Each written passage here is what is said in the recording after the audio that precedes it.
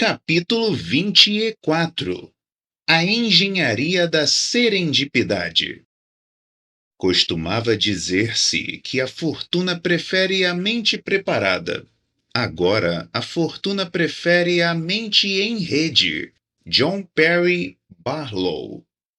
Já falamos sobre a borda e como interagir com ela por meio de conteúdo para desenvolver uma rede grande e confiável, com você no centro, constantemente recebendo informações úteis de pessoas que você identificou como conectadas aos seus objetivos, interesses e estratégias profissionais.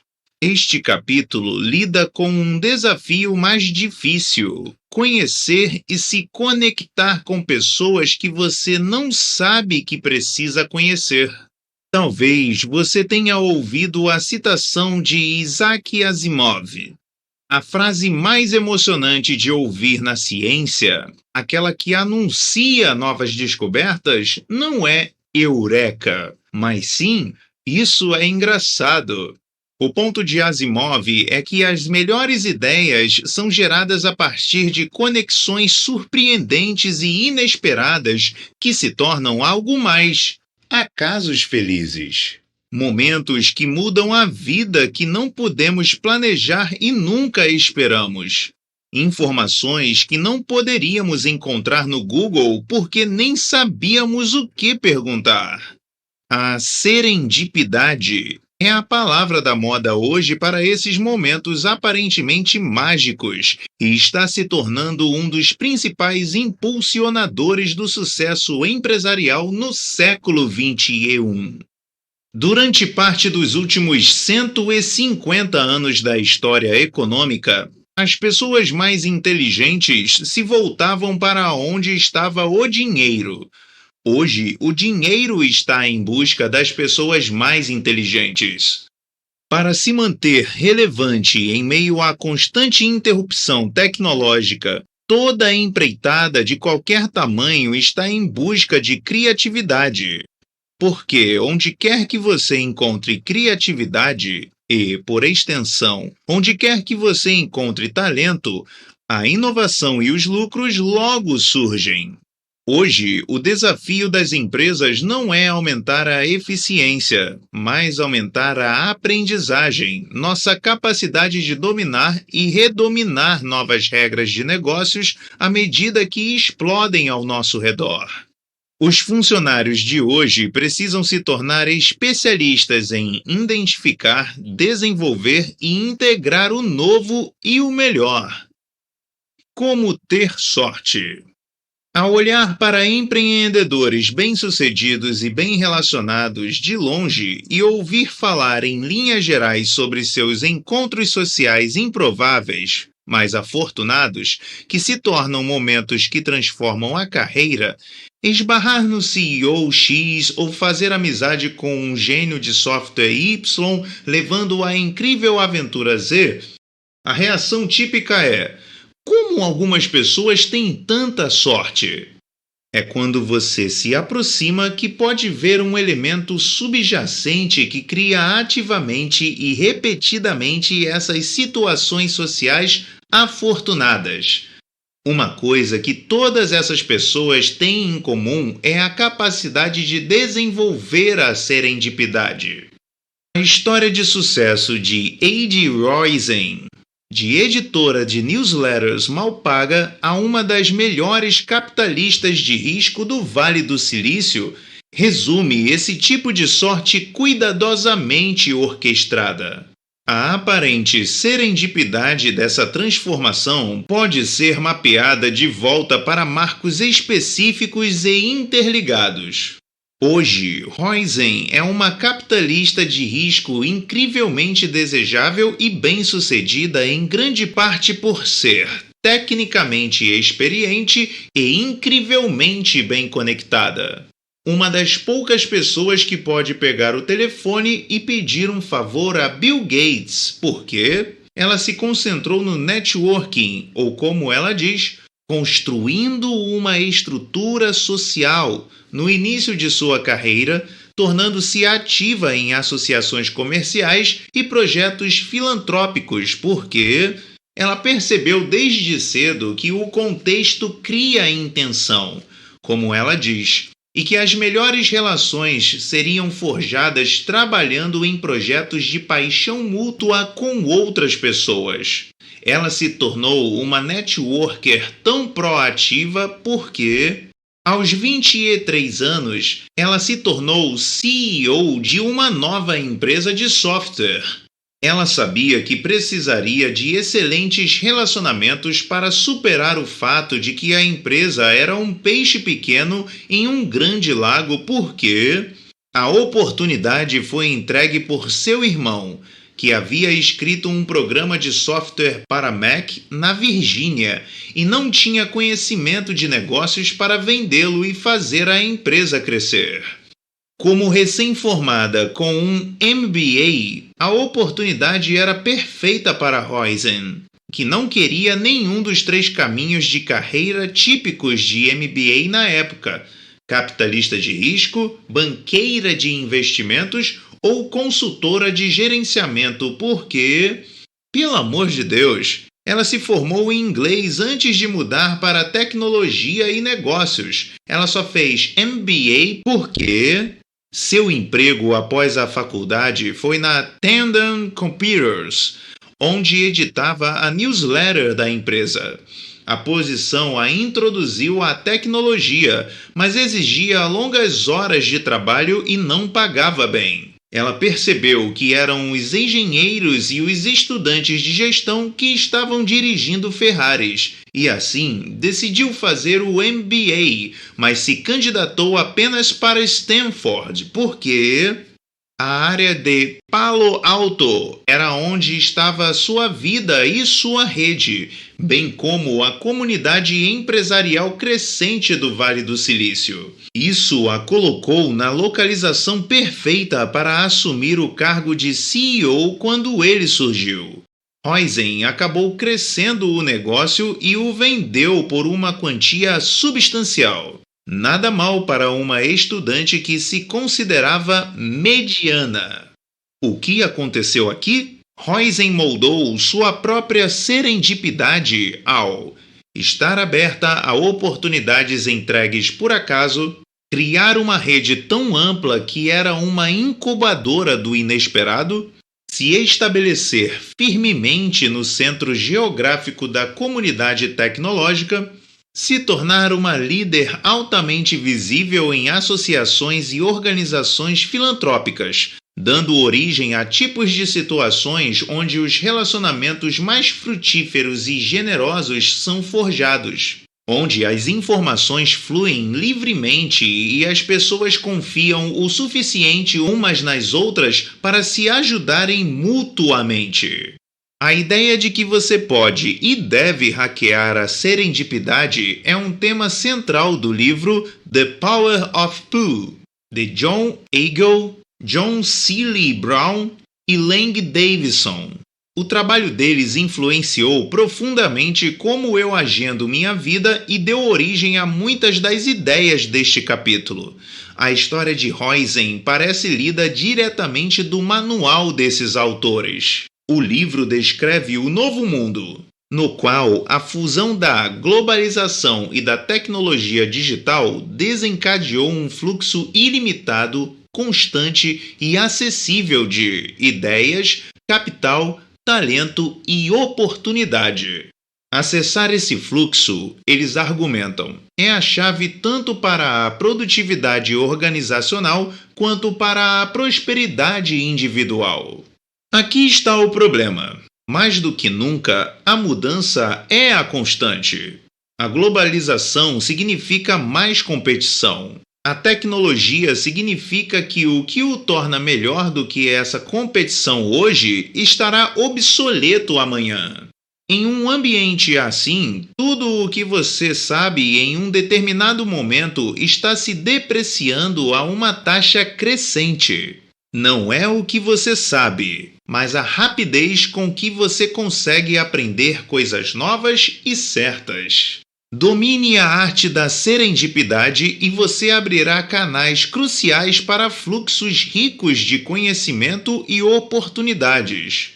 Seu primeiro passo deve ser perguntar constantemente a si mesmo: como posso promover justaposições de pessoas realmente inteligentes que normalmente nunca teriam a oportunidade de conversar entre si, mas se o fizessem criariam um valor incrível? Agora, eis alguns hacks mais específicos para criar o tipo de rede que promove esses acasos felizes. Esteja onde está a ação. Quando você usa as redes sociais e se esforça para manter uma grande rede na borda, ela se torna um motor de serendipidade por si só. Você saberá que está progredindo quando seus feeds de notícias e sua caixa de entrada de e-mail frequentemente entregarem conversas ou novos pedidos de contatos de pessoas com as quais você não está familiarizado, mas com as quais compartilha algo notável, um interesse em comum, uma habilidade complementar e assim por diante. Mas nossas vidas virtuais não contam toda a história. Não subestime o valor da verdadeira proximidade física para criar a própria sorte.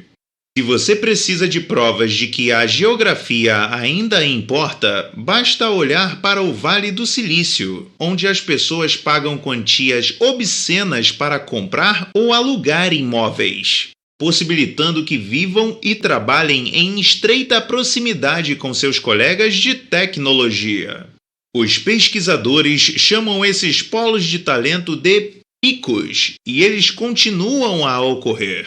Mesmo que a tecnologia tenha possibilitado ter funcionários em todo o mundo, as pessoas percebem corretamente que estar no centro das coisas compensa em termos de mais oportunidades.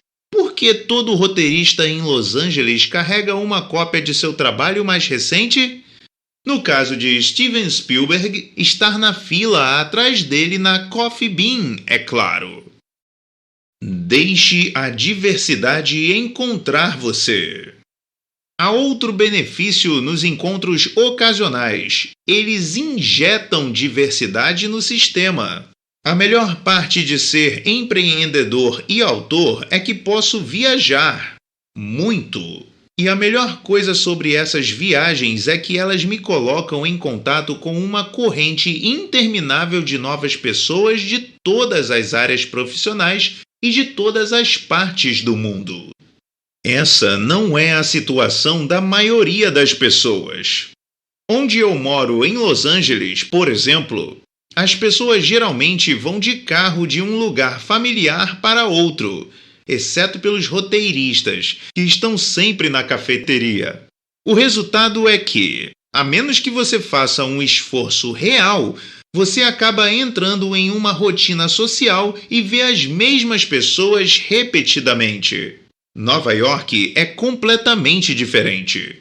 Todos os dias eles se encontram interagindo com dezenas de pessoas novas, nenhuma das quais hesita em oferecer seu ponto de vista único, às vezes com algumas palavras obscenas. Um estudo recente do MIT mostrou que a produtividade e a inovação em áreas urbanas acompanham o crescimento populacional. Como o cientista Wei Pan disse à revista Smithsonian, o que realmente acontece quando você se muda para uma cidade grande é que você conhece muitas pessoas diferentes. Embora elas não sejam necessariamente seus amigos, são essas pessoas que trazem ideias diferentes, trazem diferentes oportunidades e encontros com outras pessoas incríveis que podem ajudá-lo. A.B. White, como se vê, estava ainda mais certo do que sabia quando escreveu: ninguém deve vir para Nova York a menos que esteja disposto a ter sorte. Se, como muitas pessoas, você não está em posição de mudar para uma cidade que nunca dorme, viajar é uma maneira incrível de se abrir para novas experiências e insights. Eu sempre percebo que tenho um surto de criatividade quando volto das minhas viagens a Guatemala, onde passo algum tempo trabalhando diretamente com crianças da vila e algum tempo conversando com empreendedores locais, funcionários e ativistas locais. Volto para casa com 15 novas ideias, que lanço rapidamente para a minha equipe e as deixo debater até que uma ou duas finalmente se destaquem e uma nova solução seja criada. Considere passar um tempo em outras cidades ou até mesmo em outros países como um investimento em sua carreira. Participe das conferências, que são ótimas para a serendipidade, não apenas porque reúnem grupos diversos de pessoas com um interesse semelhante, mas também porque todas essas pessoas estão lá pelo mesmo motivo: conhecer pessoas novas e aprender coisas novas. Eles estão em uma mentalidade que convida à serendipidade. Crie um campo de forças. Falando em conferências, você certamente conhece pessoas que participam delas e voltam cheias de histórias sobre todas as pessoas interessantes que conheceram e se tornaram amigos. E então você conhece outras pessoas que jogam 1 ou 2 cartões de visita em suas mesas e reclamam que o evento foi uma perda de tempo e as palestras foram chatas. Estar em um polo por si só não é suficiente. Você precisa aproveitar conscientemente a oportunidade com um pouco de empurrão e um pouco de puxão. Considere a ideia de usar mídias sociais baseadas na localização para buscar serendipidade. Já tive mais de uma reunião espontânea porque tuitei minha localização e alguém disse: "Ei, estou a 3 quarteirões de distância. Vamos tomar um café?" Com frequência, me pedem para aconselhar novas startups de tecnologia social e o poder de empresas como Foursquare e Here on Bees para criar esse tipo de interação não deixa dúvidas. Esforce-se para frequentar não apenas qualquer espaço, mas aqueles onde as pessoas estão abertas a interagir. Bares, cafeterias e outros terceiros espaços, onde as pessoas buscam comunidade fora de suas famílias ou escritórios. Você precisa exibir uma linguagem corporal que diga: "Fale comigo." Isso significa desgrudar os olhos e os polegares do seu iPhone. Seu objetivo ao percorrer o mundo deve ser criar um campo de força no qual as pessoas se sintam seguras para seguir regras diferentes. Modele os traços que apoiam a serendipidade: curiosidade, generosidade, paixão e humildade. Crie oportunidades sociais com os jantares que descrevi anteriormente, que permitam aos outros construir confiança. Nas empresas, os CEOs quase invariavelmente estabelecem o tom e os rituais de suas empresas. Se o líder for sincero e generoso, os funcionários na hierarquia abaixo também serão. Infelizmente, vemos a mesma cascata com comportamentos negativos, inexplicavelmente. Da mesma forma, ao hospedar um evento, se você modelar o nível de intimidade e confiança que gostaria de ver, isso será rapidamente refletido de volta para você. Os convidados se abrem e dizem coisas que talvez não dissessem de outra forma. E pronto! De repente, vemos a serendipidade na linguagem e na informação. Novos canais de conversa mesmo entre pessoas que interagem umas com as outras o tempo todo. Tudo o que é necessário para manter as coisas funcionando é um toque de audácia. E, se isso falhar, um pouco de vinho. Paixão é uma máquina de possibilidades. Este livro tem um capítulo inteiro dedicado à paixão, aquela poção mágica para se conectar rapidamente com os outros. Mas a paixão se tornou ainda mais importante desde a primeira edição. A paixão gera energia, tornando muito mais fácil buscar o tipo de entusiasmo e volume necessários para construir uma rede que gera serendipidade e, então, ter aquelas interações produtivas que levam ao sucesso. A paixão impulsiona o engajamento, escolhendo participar de todas as maneiras possíveis. Agir com base em uma ideia, seja escrever um blog, criar um conteúdo ou qualquer outra coisa, envia uma onda de choque para o mundo que retorna ainda mais forte à medida que outros se interessam por suas ideias e desejam contribuir e participar. Compartilhar algo, seja na forma de conteúdo na web, apresentações ao vivo ou um livro, sua imaginação é o único limite, cria uma força de atração, uma comunidade única e nova reunida ao seu redor, energizada por interesses compartilhados. Lembre-se de que suas ideias não precisam estar perfeitamente refinadas para atrair outros entusiastas. Tudo o que você precisa fazer é envolver as pessoas, e é provável que essas pessoas tenham perguntas e respostas que você nunca poderia ter imaginado, impulsionando o seu progresso. Se sua paixão está diminuindo, alimente-a com novidades.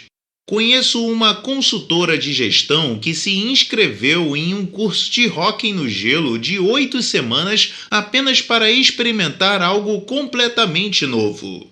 As aulas foram uma maneira revigorante de despertar mentalmente, e ela conheceu novas pessoas, algumas das quais se tornaram amigas. Mentalidade operacional, otimismo. Um de nossos estagiários de verão recentes, John, um jovem ambicioso da Malásia, estava tendo dificuldades para encontrar um emprego em uma empresa que patrocinasse seu visto.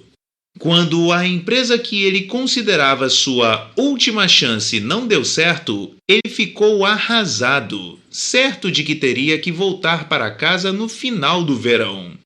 Ele decidiu aproveitar ao máximo um de seus últimos finais de semana na cidade, fazendo uma viagem espontânea a Chicago com um amigo.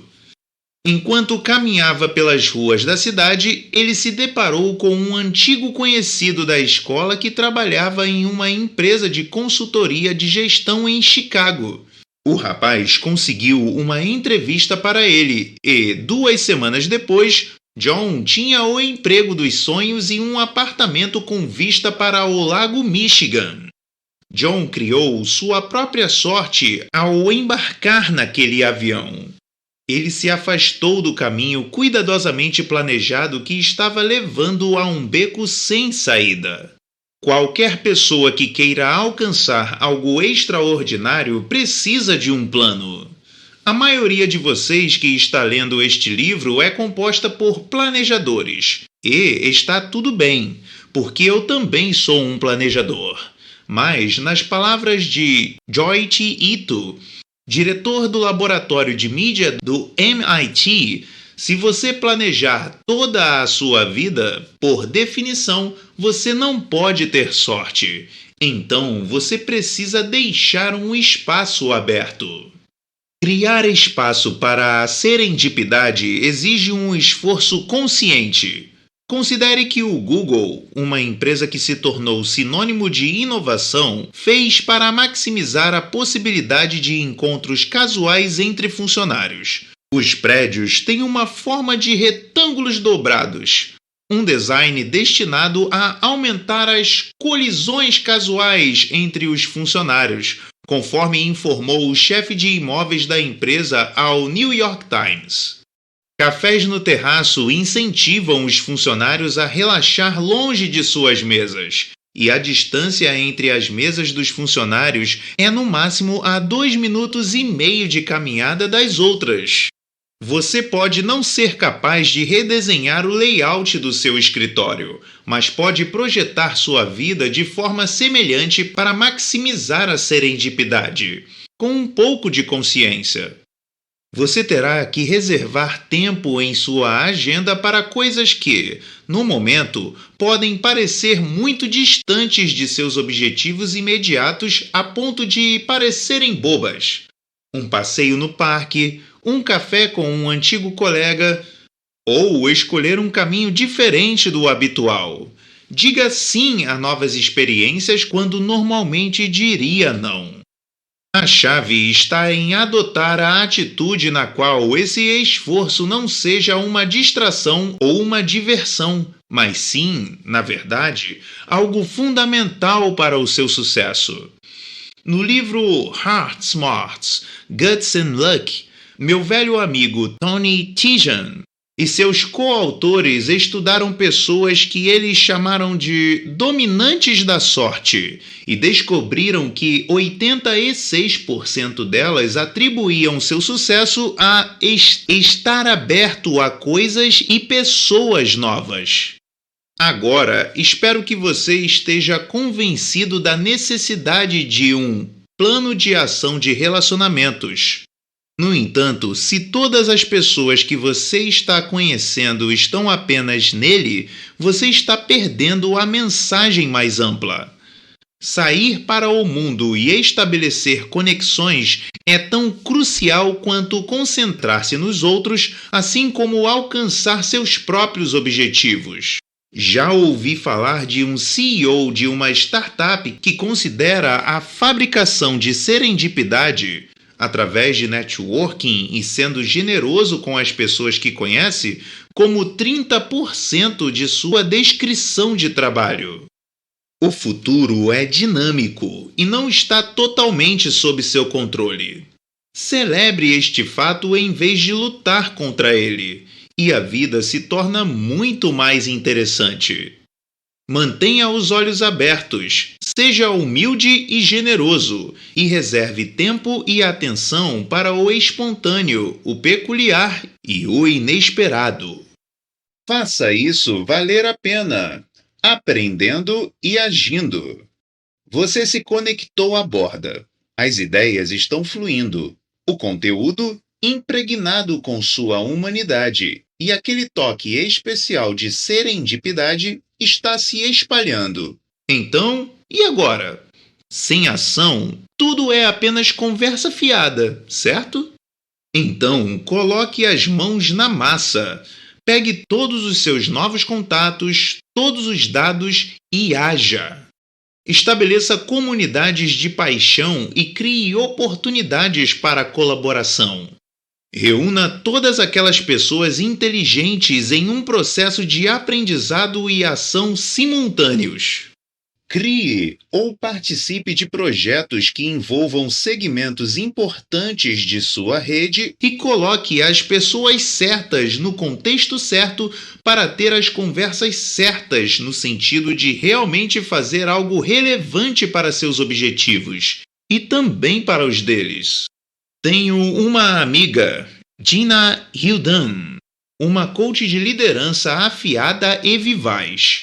Quando a conheci, ela já tinha uma próspera prática de coaching com apenas 1 ano de experiência e estava trabalhando duro para alcançar seu novo objetivo: escrever e publicar um livro. Nosso encontro não foi por acaso. Eu estava em uma lista de 15 autores cujos livros a ajudaram a avançar da visão à ação. Ela se tornou uma membra ativa e visível da minha comunidade online. Então, a convidei para participar de um workshop de 2 dias que eu estava conduzindo em Nova York, colocando-a no lugar certo para um acidente muito feliz. No workshop, ela foi interligada aleatoriamente em um grupo de apoio, um círculo de responsabilidade com o meu coautor e colega de longa data e amigo, Tal Haas. Não havia pessoa melhor para ela conhecer. Thor pôde oferecer conselhos e feedback inestimáveis que a ajudaram a visualizar o caminho de uma ideia para a publicação. E a atmosfera de todo o evento foi otimizada para maximizar a serendipidade, já que todos estavam lá porque acreditavam que as relações de negócios deveriam ser generosas e de apoio. Eles estavam lá para se envolver, ouvir e sair mais ricos do que quando chegaram. Dina estava trabalhando duro para criar esse tipo de serendipidade em várias áreas de sua vida. Ela era inteligente o suficiente para saber que, para se tornar uma autora publicada, havia muitas perguntas às quais ela não sabia responder e muito mais que ela nem sabia que deveria fazer. Então, ela fez exatamente o que ela aconselha aos clientes em sua prática de consultoria. Cultivou o relacionamento com pessoas das quais ela poderia aprender, autores e pensadores que a colocariam em contato com outras pessoas em sua expansão constante de faculdade pessoal. Como ela diz na TEDx Talk, cujo sucesso a ajudou a conseguir um contrato de livro, algumas pessoas colecionam arte. Eu sempre digo que sou uma colecionadora de pessoas. Sua abordagem para ser publicada não era uma lista de afazeres. Ela nem sabia inicialmente o que colocar nela, mas uma lista em constante crescimento de pessoas que ela precisava entrevistar e aprender. Ela nutriu e cultivou esses relacionamentos e outros virtualmente até que pudesse ver cada peça do quebra-cabeça que levava a um bom livro e depois a um livro publicado. Aprenda com Dina. Crie oportunidades para encontros de apoio pessoais, participando de workshops e conferências onde você estará cercado por pessoas que compartilham não apenas seus valores, mas também seus interesses. Cerque-se de pessoas inteligentes. Concentre-se menos no que tenho que fazer e mais no que quem tenho que conhecer. E sempre que puder, atraia e recompense mentores, não apenas com gratidão, mas também demonstrando sucesso.